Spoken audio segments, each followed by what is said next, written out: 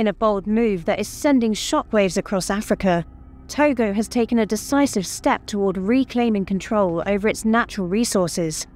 Just days after signaling its intention to join the Revolutionary Alliance of Sahelian States, AES, comprising Burkina Faso, Mali and Niger, the Togolese government, through its Ministry of Mines and Energy Resources, announced a temporary suspension of mining permits for mineral exploration and research.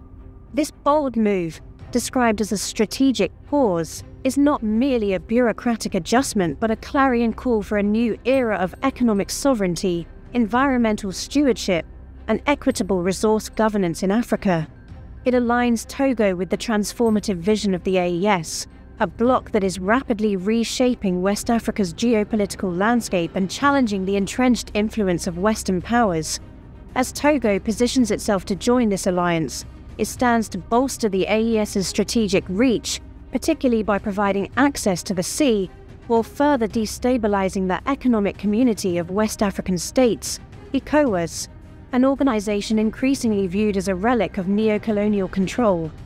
This development, coupled with the rising tide of African assertiveness led by figures like Burkina Faso's Captain Ibrahim Traoré, Mali's Colonel Assimi Goïta, and Niger's General Abdourahmane Tiani, marks a turning point in Africa's quest to redefine its destiny. Togo's decision to halt the issuance of mining permits is a deliberate and assertive step toward reforming a sector long plagued by exploitation and mismanagement. According to the Ministry of Mines and Energy Resources, the country's mining code, first adopted in 1996 and revised in 2003, is woefully outdated, failing to meet international standards for transparency, environmental protection, and equitable profit sharing. For decades, Togo's mineral wealth, phosphates, limestone, and potential deposits of gold, uranium, and other critical minerals has been extracted by foreign companies, primarily from the West, with minimal benefits accruing to the Togolese people. The profits have largely flowed out of the country, leaving behind environmental degradation, displaced communities, and a legacy of economic dependency. The Togolese government's strategic pause is designed to address these systemic inequities. By suspending new permits, Togo is signaling its intent to overhaul its legal and regulatory framework to prioritize local benefits, protect ecosystems, and ensure that the exploitation of its resources aligns with the national interest. The Minister of Mines and Energy Resources has emphasized that this reform aims to create a rigorous legal framework that will attract responsible investors while ensuring fair profit sharing and safeguarding the environment. This move is not merely administrative, it is a declaration of economic sovereignty, a refusal to continue serving as a resource colony for foreign powers. This decision comes at a critical juncture, as Togo's mineral sector has been a focal point of foreign interest, particularly from Western companies seeking to secure supplies of critical minerals for the global energy transition. Phosphates, a key component in fertilizers, have been Togo's primary mineral export, but the country also holds untapped potential for gold, uranium, and other strategic resources. Historically, these resources have been exploited under contracts that heavily favor foreign corporations, with minimal reinvestment in local infrastructure or communities. The suspension of permits is a direct challenge to this status quo, signaling that Togo is ready to renegotiate the terms of its engagement with the global mining industry. Togo's move mirrors the bold actions taken by Burkina Faso under the leadership of Captain Ibrahim Traoré, whose revolutionary policies have set a new standard for resource nationalism in Africa. Since assuming power in September 2022, Traoré has spearheaded a radical transformation of Burkina Faso's mining sector, particularly its gold industry, which is the country's largest source of export revenue. Burkina Faso, one of the world's top gold producers, has long seen its mineral wealth siphoned off by multinational corporations, with foreign companies like Canada's Barrick Gold and Australia's Resolute Mining reaping massive profits, while the Burkinabe people languished in poverty. Traoré's government has taken decisive steps to reverse this trend. In a series of sweeping reforms, Burkina Faso has nationalized at least 2 major gold mines, revoked permits from foreign companies deemed non-compliant with national interests, and introduced a new mining code that increases state ownership in mining projects and demands higher tax payments. These measures are designed to ensure that Burkina Faso retains a greater share of the wealth generated by its resources. Traoré himself has been unequivocal in his stance. "We know how to mine our gold, and I don't understand why we're going to let multinationals come and mine it," he declared in October 2024, encapsulating the Africa First ideology that drives his policies.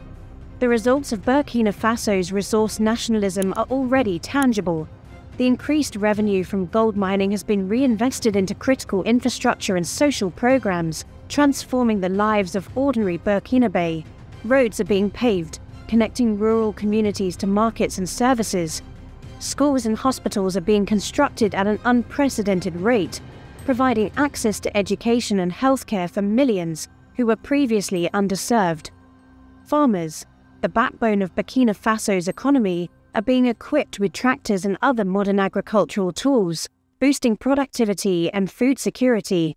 Youth employment programs have been rolled out, creating jobs and opportunities for a generation that has long been marginalized.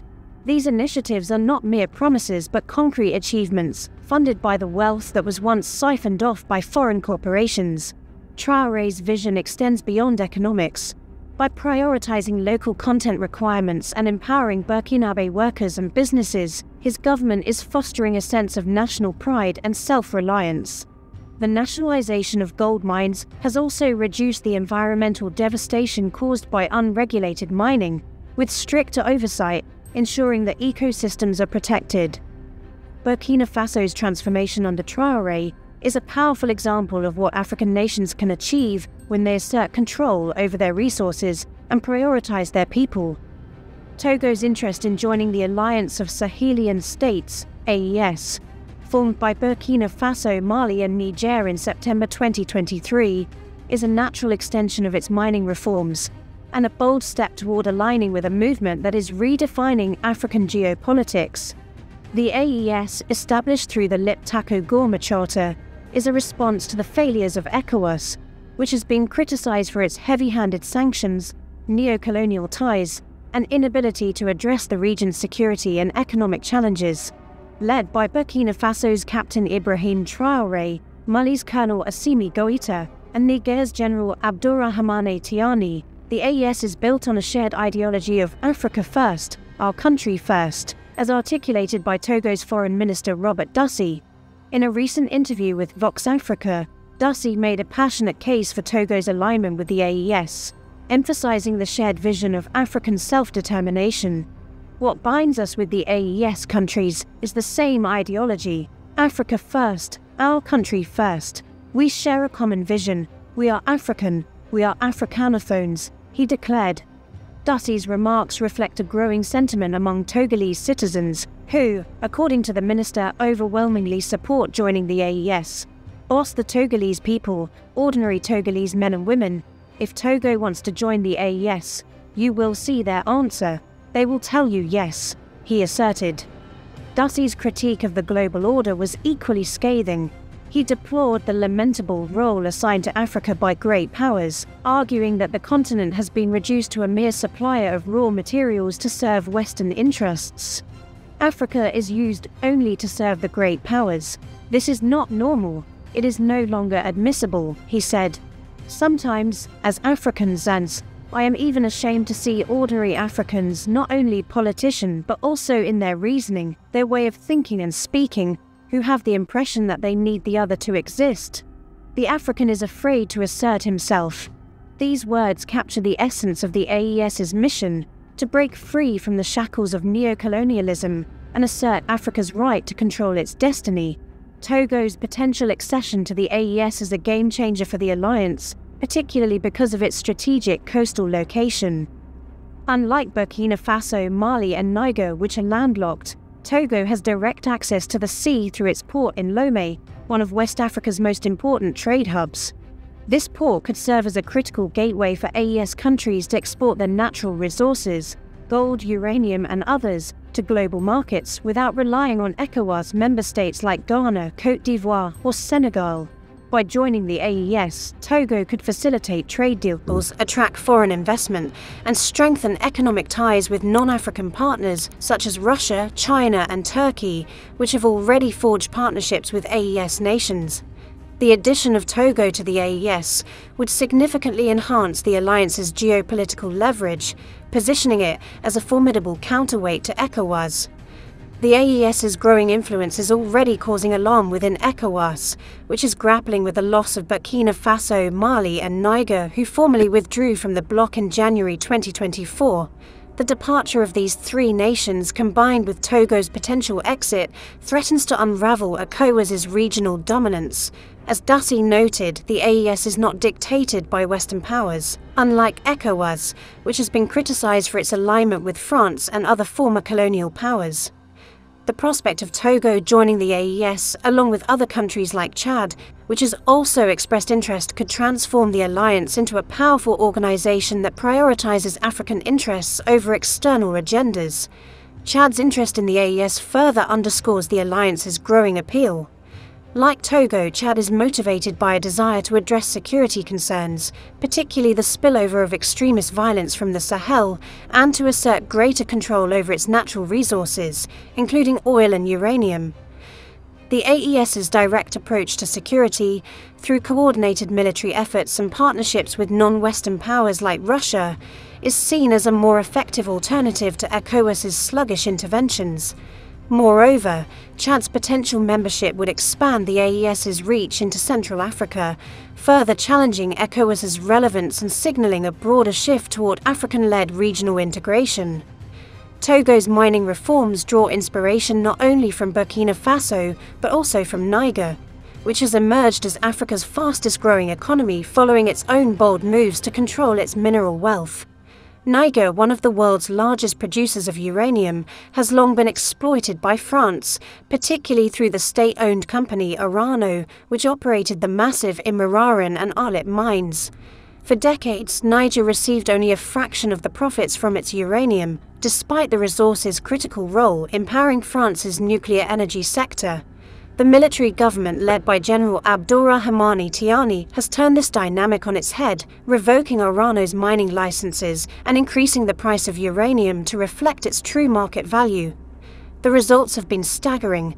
Niger's economy has surged, driven by increased revenue from uranium exports and strategic partnerships with countries like Russia and China. The government has reinvested these funds into infrastructure, education, and healthcare, much like Burkina Faso. New roads, schools, and hospitals are being built, and youth employment programs are providing opportunities for a population long neglected by Western-backed regimes. Niger's success demonstrates that African nations can break free from the resource curse by asserting control over their wealth and prioritizing national development. Togo's suspension of mining permits is a clear nod to Niger's approach. By halting new permits and revising its mining code, Togo aims to renegotiate contracts with foreign companies to ensure fairer terms, much like Niger did with its uranium industry.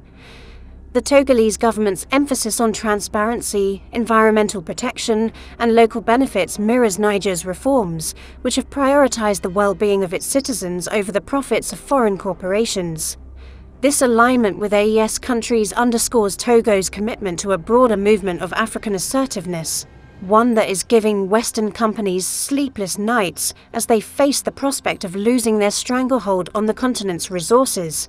The actions of Togo, Burkina Faso, Mali, and Niger are part of a larger Pan-African awakening, one that rejects the historical exploitation of the continent's resources and the neo-colonial structures that have perpetuated it. For centuries, Africa has been mapped as a source of raw materials, from the transatlantic slave trade to the colonial era to the modern scramble for critical minerals. The AES represents a radical departure from this paradigm, advocating for value addition, local processing, and equitable benefit sharing.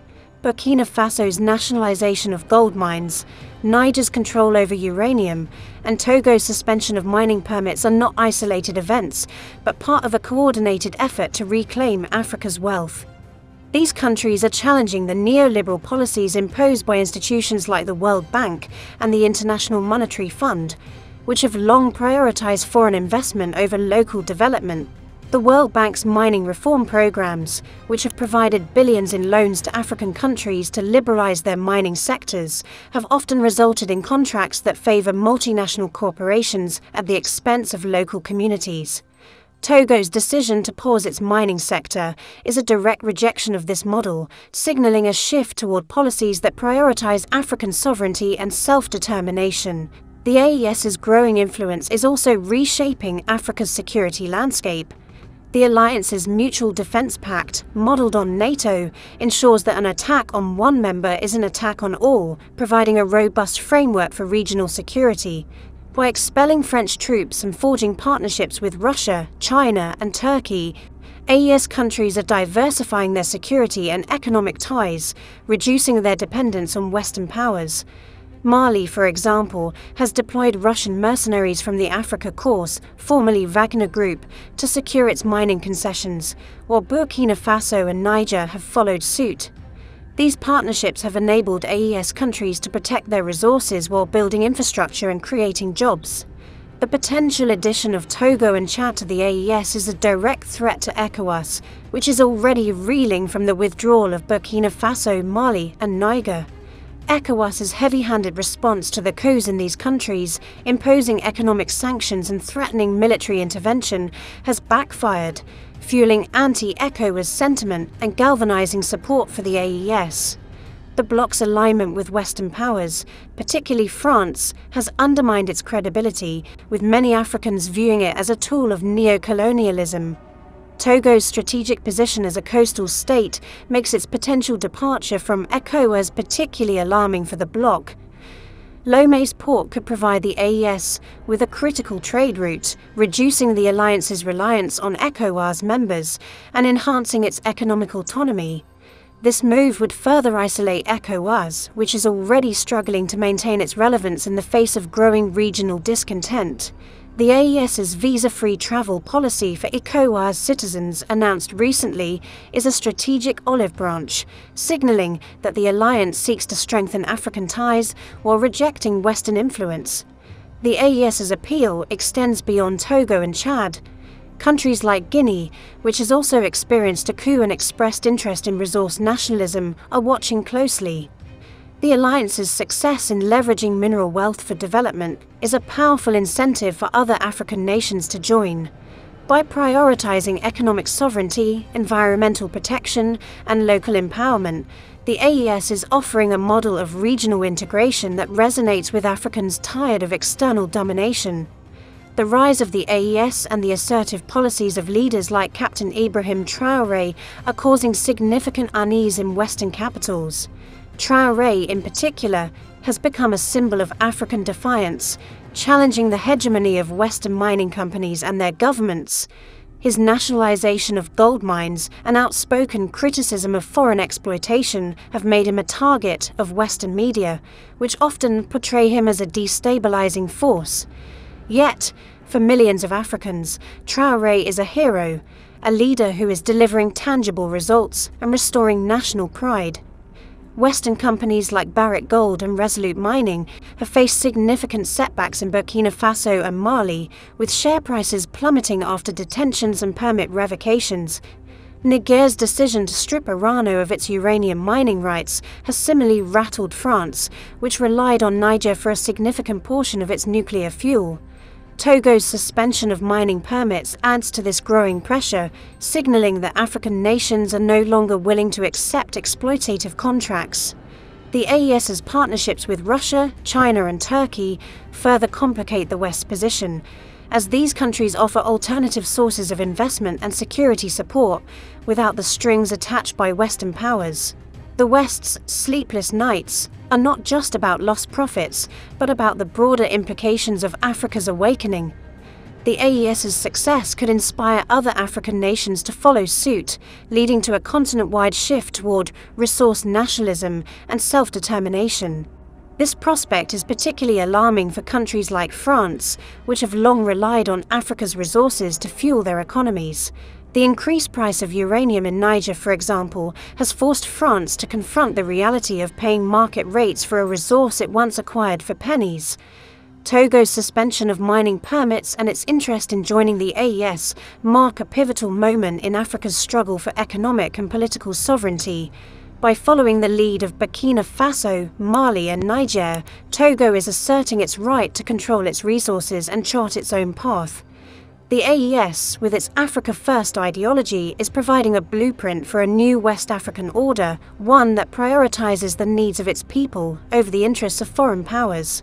The alliance's growing influence, bolstered by Togo's potential membership and the interest of countries like Chad, is throwing ECOWAS into a state of panic and challenging the global status quo. As Minister Robert Dussey so eloquently stated, Africans are tired of being afraid to assert themselves.